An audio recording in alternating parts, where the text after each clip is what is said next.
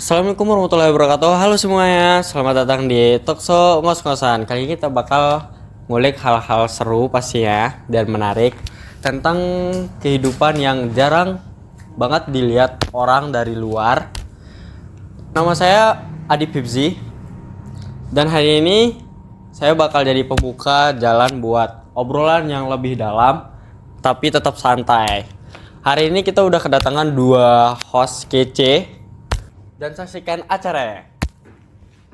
Assalamualaikum warahmatullahi wabarakatuh. Halo semuanya, perkenalkan nama aku Uzi. Namaku Irfan.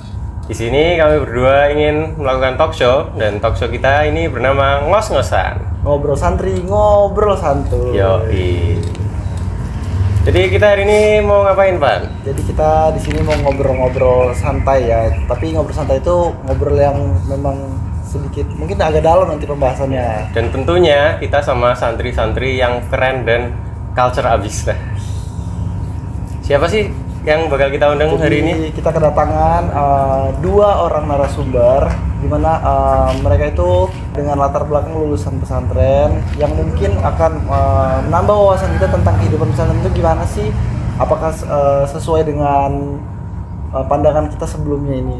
Jadi Langsung aja kita panggil Mas Usama dan Kang Buhori. hai, Mas. Sehat ya, alhamdulillah sehat. Aduh, sehat kan? Sehat semua ya. Mungkin Mas Usama dan Kang Buhori bisa perkenalan dulu di depan kamera. Oh ya, kita mulai dari siapa dulu? Kang Bu aja dulu. Oh, Kang Buhori. Perkenalkan nama saya Muhammad Buhori. Saya berasal dari ini pesantren Al-Falah Pelosok Mojo Kediri di Jawa Timur. Jawa Timur. Asal mana, Mas? Asal saya dari Sumatera Selatan tepatnya. Dari Sumatera Selatan. Mas Usama? Perkenalkan nama saya Usama Azwar Tohari. Saya asalnya dari Purworejo. Saya alumni Pondok Modern Darussalam Gontor Ponorogo. Jadi mereka dari dua pondok pesantren yang berbeda ya. Tapi pastinya juga kehidupan mereka berbeda, ini jadi unik. Nih kita bahas di sini. Nah, dari kata Bang Zee tadi kan kita udah tahu semua kalau mereka berdua itu berbeda dari latar belakang pesantren yang berbeda. Jadi mungkin kita bakal tanya kegiatan-kegiatan mereka di pesantren.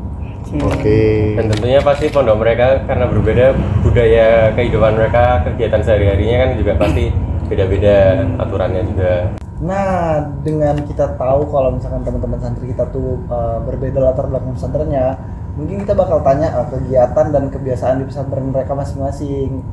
Oke, kita langsung aja mungkin tanya dari Kang Bu, gimana sih kegiatan dan kebiasaannya di pesantrennya? Dari mana dulu nih? Dari pagi hari, dari bangun tidur nih. Enggak, Gimana? maksudnya dari ya saya atau Dari Kang Buhori. dari saya dulu. Pokoknya kalau untuk kegiatannya ya, untuk mulai kajian itu biasanya malam, terus buat siangnya itu buat jam istirahat, terus sore itu diisi dengan kajian juga. Kajian ini apa nih? Kajiannya terutama itu yang ditekankan adalah fikihnya, tata cara ibadah, tata cara sosial. Nah, kami juga nggak belajar tentang kajian Islam saja, kami juga diajari tentang perhitungan seperti astronomi buat nentuin ini apa penanggalan hijriah, terus Belajar waktu astronomi sholat, juga tuh? ya, terus kami diajari juga apa namanya ilmu tentang kewanitaan, khususnya itu buat Kewanitaan. mengetahui masa menstruasi wanita, darahnya apa aja. Kita sebagai cowok harus tahu juga tuh. Iya, harus tahu kalau di pesantren saya. Oh alah, gitu. Kalau dari Mas Usama sendiri itu apa? Oh, kalau dari saya dari pagi ya. Pagi mungkin kalau dari pagi ya kayak sholat subuh seperti biasa. Nah, jam 5-nya ada namanya kok mufrodat itu seperti pembagian kosakata bahasa gitu. Nah, kosakata ada kosakata 1 2 3, habis itu ya diujikan, habis itu Pakai bahasa Arab tuh. bahasa Arab. Jadi kalau di pondok aku tuh 2 minggu sekali ganti bahasa. 2 minggu pertama bahasa Arab, 2 minggu terakhir bahasa Inggris. Multi language kayak gitu. Iya gitu. Nah, mungkin habis itu jam 7 ya berangkat sekolah seperti sekolah-sekolah biasa jam 7 sampai jam setengah 1. Setengah 1 sholat duhur. Habis itu ada yang istirahat, ada yang lanjut pelajaran sore. Habis itu sorenya bisa kita bebas. Ada yang olahraga, ada yang klub, ada yang nyuci, kadang kalau nggak ya dijenguk. Berarti itu kalian waktu free-nya buat bebas ngapain aja tuh di kapan? Kalau bebasnya lebih ke sore, tapi kalau siangnya kadang tuh ada habis duhur sekitar 1 jam itu bebas. Jadi sampai kita persiapan makan, yang mungkin ada yang dijenguk juga. Jadi selama siang habis duhur itu 1 jam itu kita free. Nah habis itu masuk pelajaran sore, habis itu lanjut habis asarnya kita bebas. Nah, maghrib biasa, habis maghrib juga bebas. Ya paling makan dan sebagainya. Nah, baru habisnya kita baru belajar malam. Nah, sampai jam 10 baru jam 10 tidur gitu. Jam 10 harus tidur tuh jam 10. Bukan harus sih, mungkin masih ada yang ingin melanjutkan belajarnya, mungkin belajarnya masih belum paham nih. Nah, mau dilanjutin lagi tuh boleh. Berarti nggak harus tidur ya di Nggak harus tidur. Saya penasaran nih, belajarnya itu belajar apa saja di pesantren? Kan kebetulan aku pondok modern nih. Pondok modern nih kalau mungkin ya dari perpakaian kita pun juga semi modern, ada nggak terlalu ke Arab-Araban juga enggak. Nggak pakai koko terus. Nggak pakai koko terus. Modern pun khasnya ada juga. Kayak gini nih. Kayak gini juga nih. Ini baju sehari-hari aku masuk kelas. Masuk kelas aku kadang pakai jas boleh, tapi pakai kemeja gitu. Yang penting kemeja. Jadi kalau di pondokku tuh nggak ada seragam tetap gitu. Jadi yang penting kemeja mau warna apapun boleh. Yang penting rapi ya. Yang penting rapi aja. Bahkan sepatunya kami diwajibkan pantopel seperti ini. Harus kantoran gitu ya. Iya, kayak kita diajarkan jadi office boy gitu. Office boy ya gitu. Ya, mau untuk pelajarannya untuk keseharian sih aku pakai bahasa Arab. Bahasa Arab. Kayak pelajaran fikih biasa, pelajaran bahasa Arab yang lainnya, nahwu shorof dan sebagainya. Untuk ilmu sosial yang ilmu yang itu ada kayak fisika, biologi. Tetap diajarin. Tetap ada matematika. Nah, kalau yang bahasa Arab tuh lebih ke kayak Islamnya, kayak pelajaran Islam, kayak ada fikih, ada juga namanya usul fiqh, ada ilmu waris juga. Ilmu warisan. Perwarisan dalam Islam gitu. Jadi kita full menggunakan bahasa Arab gitu. Ini rata-rata hampir 75% kita belajar bahasa Arab, sisanya kita belajar bahasa Indonesia. Gitu. Kalau Mas Bori, Kang Bori? Kalau di pesantren saya itu kan kajian terus diterjemahkan ke dalam bentuk bahasa Jawa Kromo Inggil. Berarti kalau tempat Mas Usama pakai bahasa Arab, tempatnya Kang Bori malah pakai bahasa Jawa. Bahasa Jawanya. Jadi kajiannya menggunakan bahasa Jawa. Terus kalau belum bisa bahasa Jawa ada kursusnya juga di situ. Diajarin tata bahasa Jawa buat yang di luar Jawa biasanya. Iya, begitu. Itu walaupun nggak tahu bahasa Jawa sama sekali, kita tetap bisa belajar dari nol ya di sana. Iya, tetap bisa belajar dari nol. Nah, kalau menurut kalian berdua nih, kegiatan yang paling seru itu apa sih di pesantren? Kan nggak cuma ngaji doang, nggak cuma belajar agama doang, pasti ada kegiatan yang unik kan, yang mungkin nggak semua orang tahu tentang ini. Mulai dari mana dulu nih? Kang Bori. Kalau saya tuh ada ini ekstrakurikuler berupa ini musik-musik Islam seperti Banjari, terus apa namanya? Hadroh multimedia juga ada di sana. Ada multimedia juga. Buat perekaman video, buat apa namanya? Multimedia berkaitan dengan lighting, pencahayaan lampu gitu. Diajarin tuh. Ya, karena Di santri. ada event pasti pada setiap tahunnya itu apa namanya ya? Seingat saya itu namanya panggung prahaflah. Kalau di Mas Usama sendiri apa namanya? Kalau di saya namanya panggung gembira. Panggung gembira. Itu panggung yang dibuat semegah mungkin itu ya? Oh iya tentu. Tiap tahun itu. Iya, setahun sekali biasanya. Itunya setahun sekali. Itu pun sangat ramai sekali gitu. Dan mungkin kalau misalkan itu kan ada panggung dan pasti ada yang tampil kan. Iya. Nah, tampil itu dari luar atau dari orang-orang pesantren itu sendiri? Nah, tampil biasanya memang pure dari kita sendiri, santri. dari santri Jadi ya? justru acara ini Kak, wadah bagi kami santri untuk berpikir dan berkreasi sebagus mungkin gitu. Membuktikan bahwasanya santri itu ya nggak gini-gini aja gitu. Nggak monoton ya? Iya, nggak monoton. Nggak soal mengaji Nggak ngaji melulu. doang Cuma gitu. tentang agama Ya, terus. justru santri bisa multimedia, santri bisa ngurus kayak lightning di Santri juga panggung. bisa jadi seniman lah ya. Gitu. gitu. Seniman yang santri. Oke. Jadi kayak mungkin kalau misalkan ini kan udah pada lulus nih, Ya. Mori dan Mas Uus. Dampak setelah lulus dari pesantren itu apa mungkin yang dampak-dampak positif gitu? Dampak positif ya, untuk sehari-hari ya mungkin nggak jauh-jauh dari ibadah ya. Kalau kadang itu kalau ya bangun setiap pagi kayak subuh tuh alhamdulillah masih bangun, walaupun kadang ya bangunnya komat, mau tuh bangun jam 5 ya, tapi kayak otomatis bangun loh. Walaupun telat tuh kadang nggak terlalu kesiangan gitu. Karena mungkin jadi kebiasaan. Jadi kebiasaan gitu. Ya kadang saya walaupun bangun jam 6 gitu.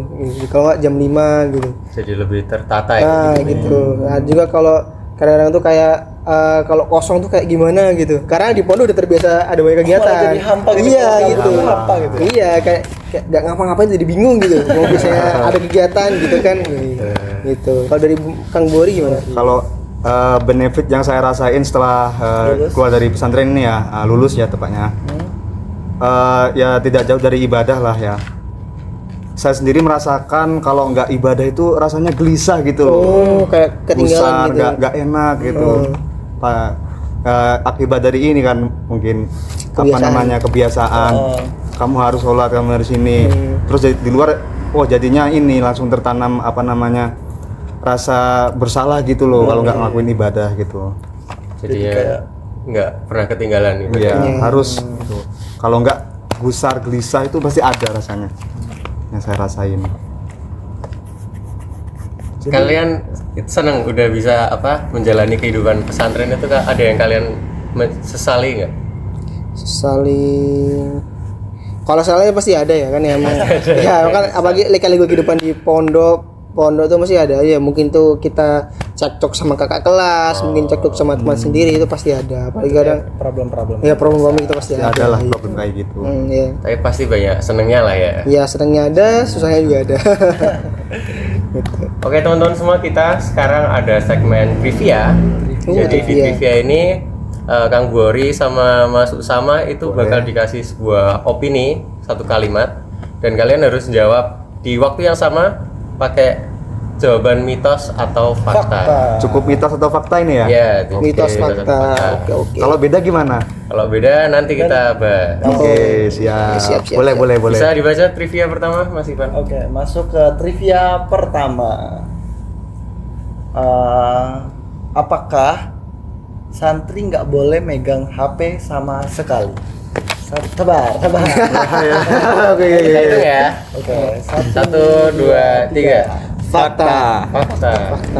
Nggak boleh megang HP sama sekali. Nggak boleh megang sama sekali. Tapi karena ada beberapa pondok yang membolehkan, itu pun karena mungkin pondok IT ya, kayak pondok yang juga ada teknologi, yang belajar teknologi, jadi mereka kadang boleh bawa HP, laptop, tapi ada waktu tertentu gitu. Jadi mungkin waktu belajar doang, kalau nggak waktu dijenguk dan lain sebagainya. Tapi kalau pondok aku pribadi dan juga Kang Bu juga ngerasain tuh tidak boleh bawa HP. Berarti emang seketat itu ya? Iya. Peraturan bawa HP. Kalau itu pun megang HP ya, biasanya itu punya privilege khusus atau punya jabatan di pesantren yang berkaitan dengan Pak Kiai. Supaya kalau ada apa-apa itu langsung enak hubungin gitu. Ini ada apa gitu. Gitu. Lanjut trivia kedua ya. Oke. Main Uno atau permainan kartu lainnya bisa dicurigai sebagai praktik sihir. Sama. 1, 2, 3. Mitos. Berarti orang-orang di pondok pesantren nggak selebay itu ya sama Nggak selebay itu. Mungkin kalau sampai ke sihir kayaknya enggak sih. Sihir kayaknya. Sihir lah ya. Ya, paling mentok-mentok judi paling. Kalau sihir kita enggak. Anggapannya seperti judi gitu, terus ada taruhan-taruhan gitu kan. Ya, karena orang lihat remi kadang udah judi gitu. Stigma negatifnya ada langsung muncul stigmanya. gitu. Iya. Namanya tren tentang judi. Iya, itu ya cuma kita have fun aja kadang-kadang. Cuma Kang Bori sama Mas Usama boleh nih main kartu di pesantren? Kalau aku sendiri kalau remi nggak boleh, kalau Uno boleh. Uno boleh? Uno boleh. Uno malah boleh. Gitu. Karena remi itu kayak stigma negatifnya lebih banyak. Ya karena Iya. Sering dipakai buat judi ya. Gitu. Lanjut ke trivia yang ketiga. Jadi apakah santri itu nggak boleh pakai parfum? 1, 2, 3. Mitos. Mitos itu. Boleh pakai parfum ya? Boleh parfum, justru parfum itu malah sunnah untuk kita kaum laki-laki untuk terutama saat sholat Jumat gitu ya. Karena salah satu keindahan tuh salah satu hal yang sudah menjadi ciri khas seorang muslim harusnya. Ya karena kan ada hadis yang mengatakan Allahu jamil yuhibbul jamal. Jadi Allah tuh cantik, bagus, maka Allah menyukai sesuatu yang indah. Makanya kita harus memperindah diri. Tapi ya jangan keterlaluan kayak parfumnya terlalu sampai satu botol. Apa terlalu berlebih-lebihan Ya, dalam penggunaannya. Ya, aku juga pernah dengar tuh ada yang nggak dibolehin pakai parfum karena bisa mengundang syahwat gitu. Oh, Ya iya. mungkin tuh kayak parfum-parfum yang kayak apa yang cowok-cowok tuh apa sih nggak di Alfamart tuh? Nggak tahu aku. Ya kayak yang buat parfum badan tuh. Nah, itu mungkin itu ya. Ya pokoknya boleh tapi nggak berlebihan ya. Iya. Nah, selama tidak berlebihan diperbolehkan. Walaupun ada kandungan alkoholnya. Alkohol nggak apa-apa karena kita nggak minum. Oke. Alkohol nggak apa-apa. Cukup di badan ya. Cukup di badan. Oke, lanjut ya trivia yang selanjutnya. Oke. Di pesantren nggak ada yang pacaran sama sekali. 1, 2, 3. Mitos. Mitos. Mitos. Oke, kenapa? Kita mungkin tanya pendapatnya Kang Buhori dulu. Kalau dalam pesantrennya itu sebenarnya ada, tapi mereka itu mainnya rapi gitu loh. Main rapi. Main rapi, jadi Sampai nggak ketahuan gitu sampai ya? nggak ketahuan. Biasanya yang tahu itu teman-teman sekitar lah. Tapi kami sebagai ini apa namanya, yang pernah menjalani kehidupan seperti itu, masalah-masalah percintaan itu memang sudah harus kayak gitu, emang udah wajar kayak gitu. tapi untuk aturannya sendiri itu diperbolehkan atau tidak? Nggak boleh. Oh, nggak boleh. Ya jelas tidak boleh. Nggak boleh. Oh iya, tapi mungkin memang karena main rapi tadi aja. Iya. Kalau untuk Banyak sih karena kadang-kadang itu kan kalau aku kan ada yang lulusan SD, lulusan SMP. Kadang yang waktu lulusan SMP masuk Gon Toripono aku tuh kan waktu SMP-nya ada masa-masa pacaran gitu. Jadi kadang ya waktu masuk di Pondok tuh hampir setiap siang nelpon tuh ada gitu. Sampai ya justru dia karena keseringan dia nelpon dia sampai dicurigai gitu. ini tadi kan nggak boleh bawa HP nih, Kang Us. Tapi kok bisa nelpon itu gimana? Nelpon Gimana kalau caranya? di pondokku tuh ada namanya wartel, warung telepon. Jadi kayak tapi di HP itu kayak cuman HP yang segini doang yang kayak Oh, HP pencetan. pencet-pencet ya? gitu. Ya. Pakai pulsa gitu. Bayar ya itu kalau bayar kalau di pondokku 1 menit 1.000. Ah, 1 menit 1.000. Oh, 1 gitu. menit 1.000. lumayan gacor tuh saya kayaknya. Wah, gacor banget Jam tuh. udah 60.000 dong. Iya makanya. Apalagi misalnya ada 10 santri, 10 menit. 10 ya satu hari bisa dapat 100 lebih. Bisa balik modal, Bisa buat balik beli pulsa modal. lagi gitu. Lumayan. Jadi tapi dari situ juga kita belajar untuk menggunakan waktu sebaik-baiknya gitu loh, Ma. Kan ya ada pepatah mengatakan waktu lebih penting daripada uang. Nah, makanya dari itu juga belajar kalau dari nelpon kita lama-lama pun kita waktu kita makan juga gitu. Semakin waktu juga mahal. juga gitu. Makanya gitu. Contohnya gitu aja. Lanjut trivia selanjutnya, Ivan. Trivia selanjutnya jadi apakah enggak semua santri itu pengen jadi ustadz? 1, 2, 2, 3. Fakta. Fakta. Jadi semua anak-anak santri yang udah lulus tuh nggak mesti pengen jadi Ya, pasti. tokoh agama ya, Enggak juga. ustadz gitu. Soalnya biasanya ya santri itu udah punya passion sebelum dia masuk pesantren, udah basic ini di sekolahannya, terus Hobinya gitu. Berarti Itu mereka masuk pesantren buat bekal agamanya aja. ya itu pun biasanya karena masuk pesantren ya dipaksa atau gimana gitu, terus gimana caranya betah terus orang tuanya gini, pokoknya anak saya harus sampai betah di pesantren, nggak tahu bagaimana caranya gitu.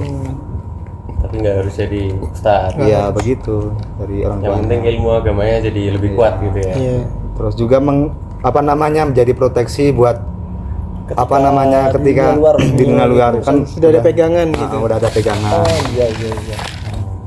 Kalau untuk Kalau SOS ini ya hampir sama Kang Buhori kayak karena kita semua punya tujuannya masing-masing gitu. Ya mungkin ya waktu di pondok pun ada yang dipaksa orang tua dan kita sendiri ya, tapi juga nggak jauh lebih juga karena kita ingin salah satunya ya ada pegangan gitu, ada masih ada bisa membentengi diri kita gitu. Ya kalau masalah kalau kita tujuannya ustadz mending kita keluar di Arab sekalian gitu.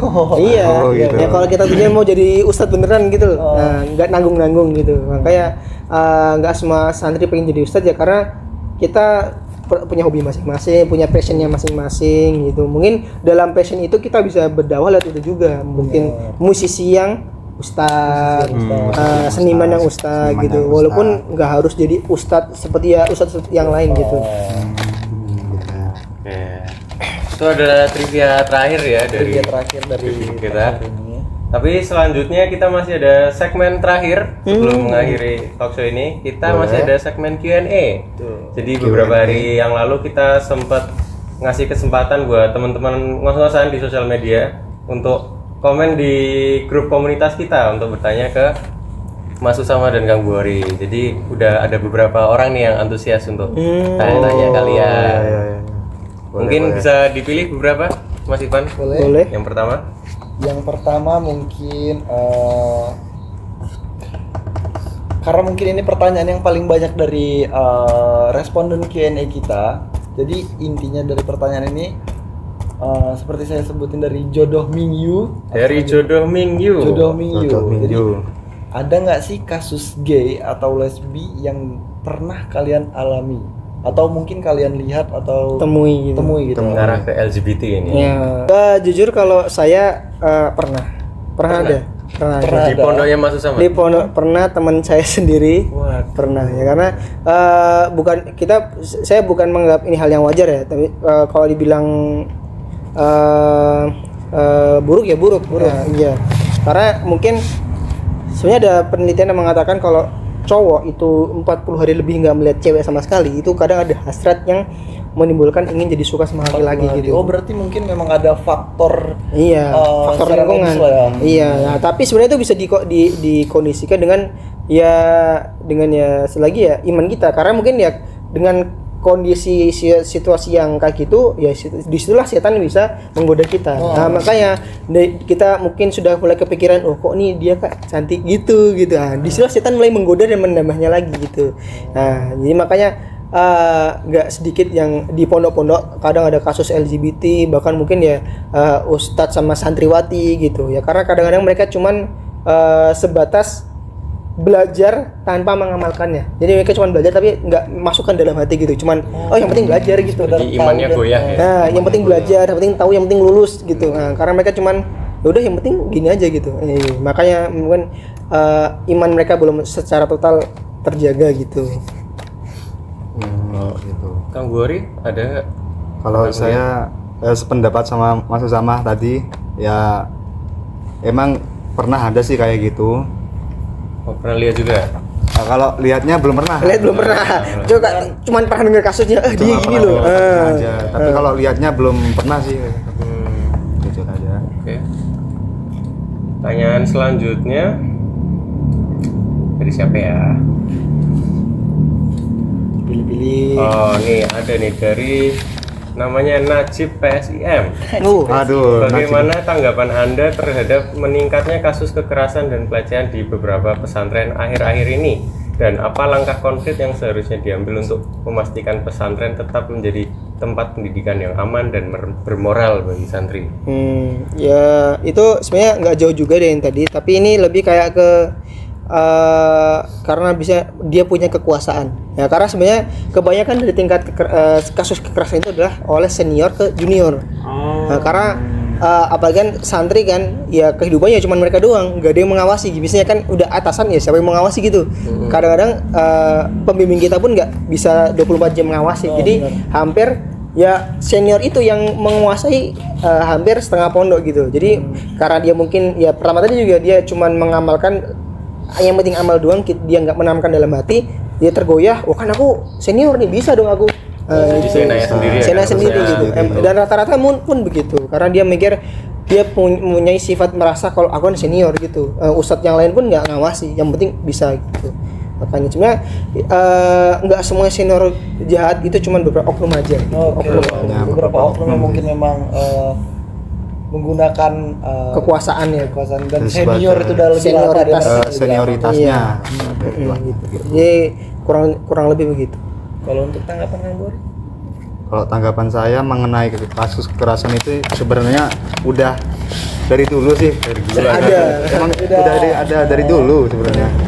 Tapi apa namanya ya, yang berkaitan dengan ego anak muda, terus sikap senioritas itu tadi apa namanya bergejolak kan, bisa kapan saja di pesantren itu.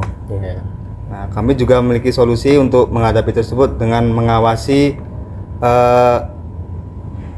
teman-teman santri yang lain. Kalau misal ada intimidasi dari senioritas, kami biasanya melaporkan gitu. Melapor ya. Langsung melapor. Sebaiknya gitu. seperti itu guys. Iya. Yang selanjutnya, Pertanyaan selanjutnya, ini lucu nih pertanyaannya dari Aduh Peningnya. Aduh, Aduh peningnya. Menurut kalian hidup di pesantren berat aja atau berat banget, seberat beban hidupku? Wah. Waduh, berat hidupnya kayak gimana nih? Kok bisa berat banget? sampai pening tuh. Namanya peningnya gitu. Nah, coba aja dari kita mulai dari Kang Bu, coba Kang Bu. Kamu Berat ya sih hidup di pesantren. berat nggak sih? Kalau aku mulai ngerasain kehidupan berat di pesantren itu pas di awal-awal aja gitu. Soalnya kan baru apa namanya masa adaptasi, kena culture shock dulu di pesantren gitu. Kan beda banget ke kegiatannya sama di rumah. Kan kalau di rumah kita bisa pegang sepeda motor, kalau di pesantren kan nggak bisa pegang. Jalan kaki. Apalagi kalau Boris suka traveling ya. Boris kan traveling ya? Terus apa namanya, kebanyakan aturan yang biasanya di rumah itu diperbolehkan, di pesantren itu dilarang, seperti pegang HP ataupun apa namanya jalan-jalan itu dibatasi. Kebebasannya terbatas ya. Terbatas. Hanya diisi dengan kajian-kajian, terus ya ada sisi positifnya juga sih, seperti apa namanya kami bisa mengenal teman-teman semua dari seluruh Indonesia, yang membuat kita mengenal oh ini orang Madura seperti ini, terus ini orang Tegal, orang apa gitu seperti ini bahasanya gitu. Lebih tepatnya seperti itu kalau saya. Kalau dari Mas Usama sendiri? Kalau dari saya ya sebenarnya berat enggaknya tergantung diri kita sendiri sih, tergantung kita. Ya apalagi kan kebanyakan yang emang nggak berat tuh kayak dipaksa orang tua, ya kan, oh aku nggak betah gini. Oh ya, gini, bukan gini. kemauan sendiri. Bukan kemauan sendiri. Nah jadi sebenarnya yang bikin kita betah pun kadang ya karena saking banyak acara gitu, kita jadi mau mikir nggak betah pun, oh kan udah ada acara ini jadi nggak bosan gitu. Nah, karena udah diisi dengan berbagai acara gitu. Jadi ada kegiatan. Ada kegiatan. Gitu.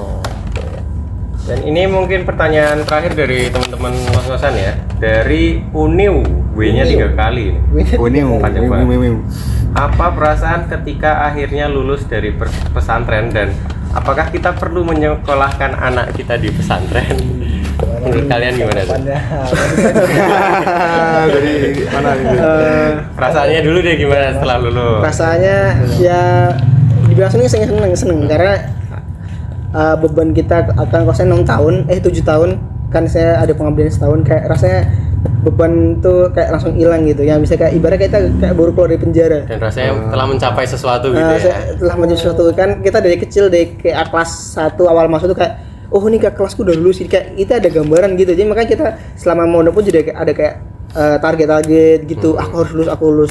Nah, karena kalau tinggal kelas di pondokku tuh sangat mungkin dan nggak sedikit yang kadang tinggal kelas, makanya ada target belajar, dan saat kita sudah melaluinya pun kayak plong gitu, satisfying gitu lulus gitu. Dan untuk tanggapan tentang Anak, kalau aku pribadi iya, karena ya siapa juga orang tua yang nggak mau anaknya gagal, dapatnya ilmunya yang terbaik gitu. Apalagi kita juga sudah pernah mondok di pondok itu dan kita tahu pondoknya gimana. Nah insya Allah kita juga bisa Jadi tahu ngertilah gambaran dampaknya. anak kita nanti di sana gimana gitu. Kalau saya begitu. Kalau dari saya yang saya rasain habis lulus dari pesantren ini apa namanya suatu kebanggaan. Soalnya di desa saya tuh yang apa namanya anak pesantren itu sangat sedikit. Suatu kebanggaan buat saya dan juga suatu privilege gitu. Bisa apa namanya belajar ilmu agama, kajian-kajian, terus apa namanya bersosialisasi dengan berbagai suku dan latar belakang yang berbeda dan tentunya tetap dalam satu agama gitu. Dan untuk tanggapan anak nih, Kang Buhori gimana? Oh, kalau tanggapan anak, saya saranin sih buat masuk pesantren terlebih Saranin, dahulu. oke. Sangat recommended. Ya. Sangat rekomendasi. Soalnya di pesantren itu kalian bakal dididik, diajari apa namanya buat ibadah, terus buat sosial, Beretika. masyarakat, beretika yang baik itu gimana. Jadi karena Kang Buhori dan Mas Uus tuh udah tahu dampak positifnya dan sangat apa ya? Mungkin menyarankan anak-anak yang Ya. belum tahu. Recommended lah. Rekomendasi buat teman-teman. Oke, mungkin gitu aja buat talk show ngos-ngosan kali ini. Terima kasih buat Kang Buhori dan Mas Usama udah mau meluangkan waktu untuk datang ke sini. Ya. Kami dari ngos-ngosan. Ngobrol santai. Ngobrol santuy. Kita pamit undur diri. Wassalamualaikum warahmatullahi wabarakatuh. Wabarakatuh. Dadah. Dadah. Nah, jadi seperti itu ya teman-teman talk show kita hari ini. Jadi topiknya itu tentang pesantren kan. Nah, pandangan orang-orang kan pasti di pesantren itu bukan monoton yang seperti itu ya. Kesimpulannya itu pasti di pesantren itu ada hal-hal yang menarik dan seru pastinya. Jadi kesimpulannya seperti itu. Sekian, wassalamualaikum warahmatullahi wabarakatuh.